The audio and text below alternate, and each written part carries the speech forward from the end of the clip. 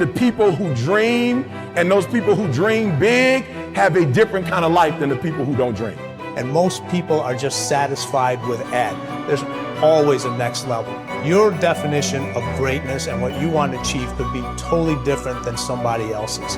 You know, we always say, no one wants to be first, okay, because they're afraid of the consequences that come with doing something first. If you're not getting the results you want from your dream, then examine your motivation. Give yourself something to work towards constantly. Take charge of your emotions.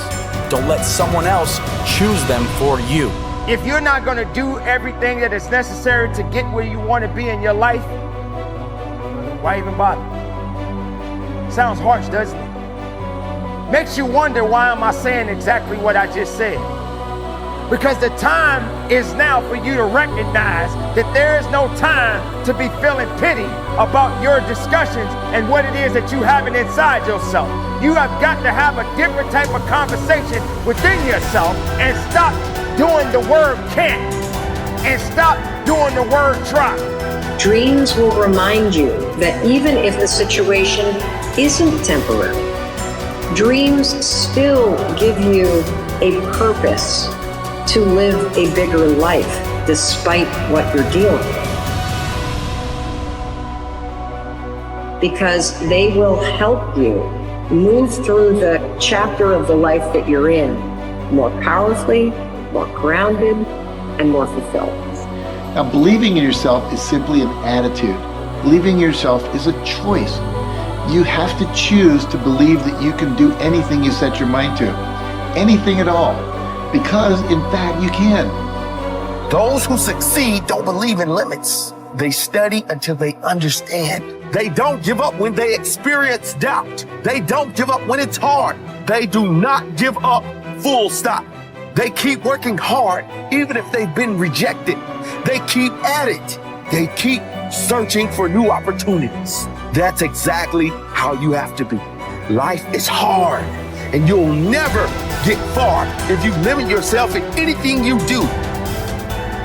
Stop wasting your time making excuses and blaming other people. You need to set goals and pursue them, but you gotta set goals and create pressure and get some support until you get there. And the worst thing you can do is let yourself off the hook. And that's what excuses do. You let yourself off the hook. When you set a goal, when you have a dream, when you have a vision, don't you ever let yourself off the hook. And start now. Start believing, start dreaming, and create the life and the person that you really want to see. Most people go through life never discovering what their talents are. Most people never develop their talents. They have skills and abilities, but if you don't nurture them, if you don't develop them, they will never serve you. Your gifts can take you many places if you develop your gifts. Most of us don't like to do those things that come easy to us. I've always loved to talk to people. I decided, taking this advice, to develop my skills as a speaker. And my gift has developed and it's taken me many places. You have something that you brought to the universe. And that if you decide that my life deserves my developing this, what I do well, and becoming the best at it, and mastering myself, and seeing what I have within me, if you decide to drop your buckets where you are and develop your gifts, I grant you, you'll never ever be without. I grant you that your gifts will take you places that will literally amaze you. I grant you that if you begin to work to develop your gifts, you'll develop a strong sense of happiness. You'll get a larger vision of yourself, because part of beginning to get a larger vision of yourself, all of us need some area of our lives where we can have a feeling of competence. That people know when they think about this area, that's something you do. That you eat and sleep that. And that you do that. You do that. And people know it. And you know it. And you know that you know this. If you don't know anything else, you know this. Can you tell I know what I'm doing? Oh, hell no. You know this. So you've got to work on it. When other folk are having a good time, you've got to have the strength of character to concentrate, to read, to digest information. If you decide in any particular area that you're concerned about, to make a conscious, deliberate, determined effort to read one book a month in that area, in 5 years, you'll be among the top 5% experts in the world. I read a minimum of 2 books a week. The average American reads only 1 book a year. If you decide that area that you love, that you are going to master that particular area, in this era of accelerated change, overwhelming complexity, and tremendous competition, as you begin to develop and expand your skills and your talents and your vision of yourself, you will always be in control of your destiny. It is in the nature of things that some people will be more successful and happier than others. Some people will make more money, have better lives, enjoy greater fulfillment and satisfaction, have happier relationships, and contribute more to their communities. Others will not. The most important single quality that you can develop in a time of rapid change is the quality of flexibility. The opposite of flexible thinking is fixed or mechanical thinking. The opposite of approaching life with an open mind is to react automatically and predictably in every situation. The opposite of flexibility is an unwillingness to change in the face of new information or circumstances. The quality of flexibility is therefore essential if you want to do and have more than the average person. Today, perhaps the most important factor affecting your life is the speed of change. We are living in an age where change is taking place at a faster rate than ever before in human history. And if anything, the rate of change is increasing, year by year. Change today is not only faster, but it is also discontinuous, not following a straight line, but starting, stopping, and going off in unpredictable direction. Change is coming at us from all sides in so many different ways that it is often impossible to anticipate what might happen next. By its very nature, change is unpredictable, often forcing us to scrap our very best plans and ideas overnight as the result of a completely new and unexpected development coming from a new and unexpected direction. As a result, we have to remain flexible in our thinking and in our possible courses of action. You must learn to say to remain flexible is, I made a mistake.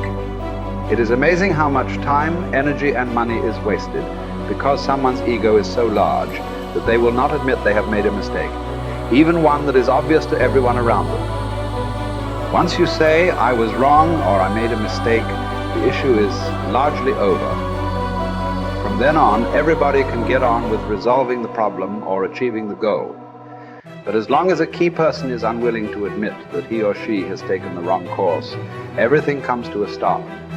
We have seen this repeatedly in national politics, where the failure of a single person to admit a mistake or blunder has led to tremendous waste of time and energy for everyone involved, and often for the entire nation. Here is the most important rule of flexibility. Be clear about your goal, but be flexible about the process of achieving it.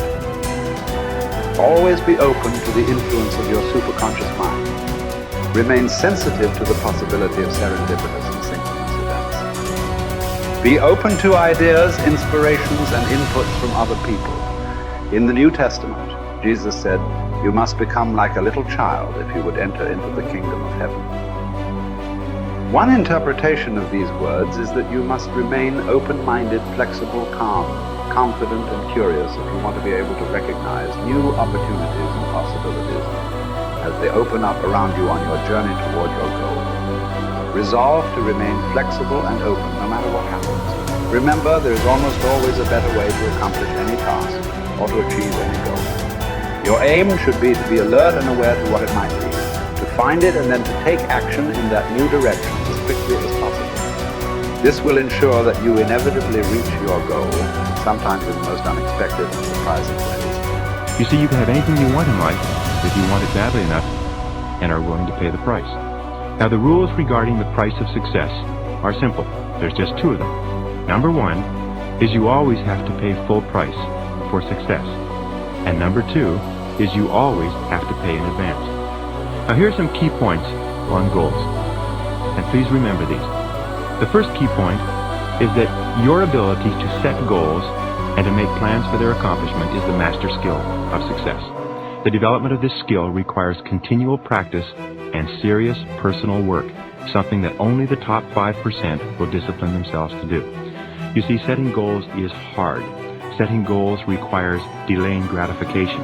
Setting goals means taking some time aside and sitting down and really thinking through what it is you want in each area of your life.